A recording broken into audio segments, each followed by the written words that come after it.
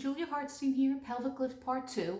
Let's do this on our mat work, right? And now you can, if you have blocks, you can use these. Sometimes I like to use these for clients who I'm teaching via Zoom, right? Because they don't have a reformer and sometimes they've never been on one. And sometimes being on the blocks doing pelvic lift makes it just that little bit easier because it's hard for us to lift our bottoms, right? If we don't use this area, Romana used to call these the footballs, right? You want to work the footballs, but that's on the high chair and that's a whole other piece of equipment. That being said, pelvic lift can be used for this to help a little bit and use our bottoms, right? So you would find your lying down stance, right? You would find your Pilates box square. You'd find your pillow if you need one, which right now my upper back is so tight I could use even another pillow, right? Because I need to be a little bit more like this.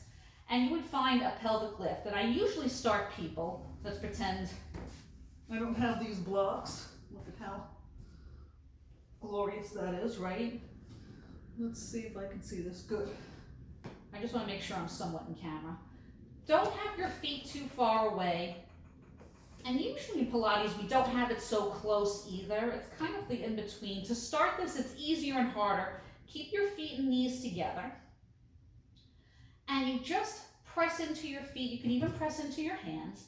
And just feel your tailbone lift and try to clear your bottom, right? My mama used to say bottom, not tush. And now for me, because of my weaker leg, I really feel cramping going on in here right now. And then you roll down.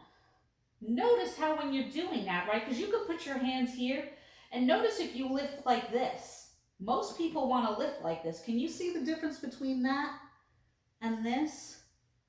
You want this relaxed. You want the bottom of your rib cage on the mat. And then you lift only as much as you can. You might only lift that much. Your tush might still be touching a little bit. It's okay. Roll down. Just keep the consistency because it's a lot harder here. Now, you can use your blocks in a similar way to the reformer. You can keep them together, you can keep them open. You can do pelvic lift, kind of like the blocks, like the reformer with your blocks. And pressing into your feet will lift your hips a little bit. This is definitely easier to do and to feel. And hopefully that looks like it's relaxed down because you don't want to do this, right? You want where the tailbone is underneath you. And then you roll down one vertebrae at a time. And then you try not to let your knees go back and forth, right? You can keep them together and do it that way. I'm moving my arm just so you can see my waist and my side. But you wouldn't be doing it that way. You would just be doing it with your arms here. But I want you to be able to see the difference between this lifting and this lifting. You see the difference? You see that curve? You don't want that curve. Let that relax down. Keep that lifted. And then rolling down. And I would only do maybe 3 to 5 of these. You might get some really bad cramping back here. Oh, my contact went out. And that's okay. It just means that's working and that's what's supposed to work.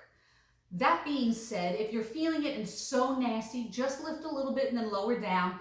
Let yourself come down and then stretch your legs out or do what you have to do. Come back, find your spot, do it again.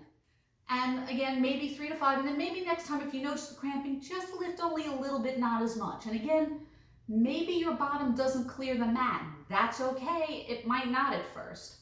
Do what your body needs to do right now, and then just keep going as you go along, right? You get maybe a little better the next time, and a little better the next time. Don't think you right off the bat you have to be super advanced. I know that's what you see a lot of online and social media. These are people who work very hard for what they do, whether, it's classical Pilates or not. They're at a more advanced level. They've worked for it. That's not where you're starting off. This is the basics. Work on the basics first, and you can always work them because that's what you're doing up to a super advanced level. And anybody who's really good at it will tell you that. So let me know how you're doing. Try it out. I've added it now to my 30-day challenge, which is now becoming my 90-day challenge. Let me know how you're doing. I would love to hear from you. And we'll speak soon. Many blessings.